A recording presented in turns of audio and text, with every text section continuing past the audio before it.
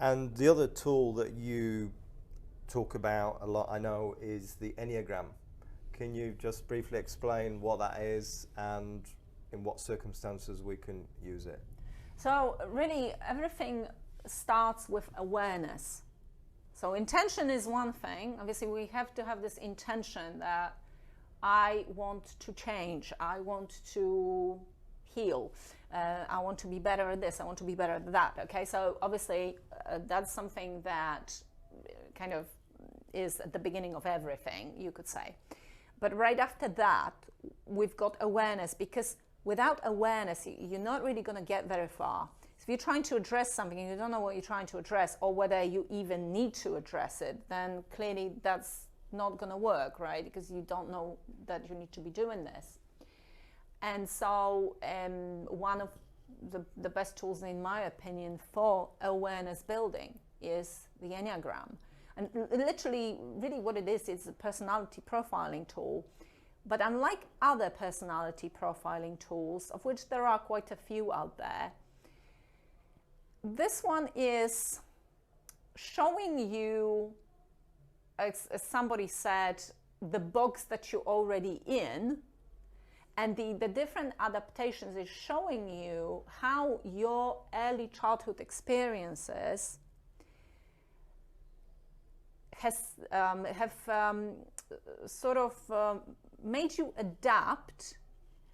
Because really, when you're looking at the different types on the Enneagram, like I don't personally like to name them because those labels are not necessarily very good for people to sort of identify with. Personality but types. Yes, it's really about personality typing. And so when you look in the type 1 is a person who, on the, as we say, lower level of expression, would be a person who's very perfectionistic, very controlling, always have to get everything right, and have very little tolerance for other people not getting everything right.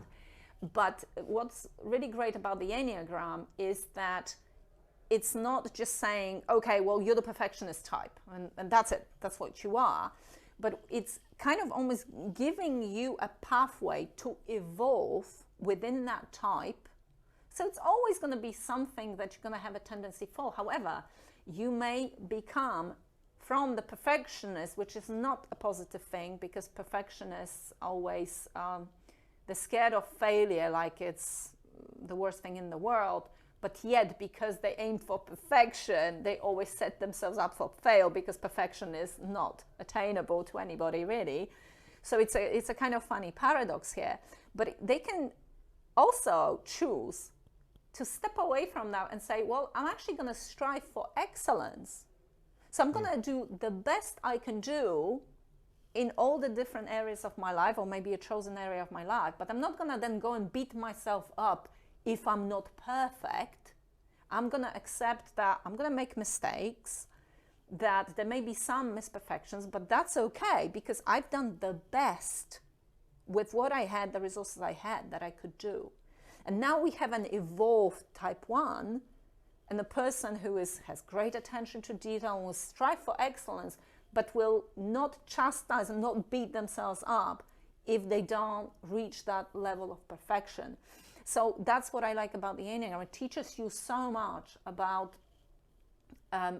yourself, your own hang-ups, and really what the experiences of your early childhood, how they created those different adaptations in you. And so there's 9 different types, and often people go and do questionnaires. They can do questionnaires online, but I know that there is some research on this, and those questionnaires are not very accurate. They're usually about 50%, 60% accuracy. So the best thing to do is to really just read up on the different types and try and narrow it down, because at the beginning, usually people go, oh, I have no idea. It seems like I'm this, and I'm this, and I'm this, because there is a little bit of all of it in you. And what you need to ask yourself is your primary motivation for acting the way you do. So the question when you're going through the types is, okay, well, I am a little bit of this and that and the other, but fundamentally, why do I do what I do? If a type 1, for instance, like I just said, the perfectionistic controlling, if they're not very evolved, and obviously striving for excellence on the other kind of end of the spectrum of that, their motivation will be always trying to run away, sort of trying to control and then not be sort of the obviously control and failure are very closely related concepts, and type 3 is very much about achievement and not wanting to fail. So it's very sort of similar in that way. But really, for type 1, that major motivation will be to be in control, to always be in control, to always be in control.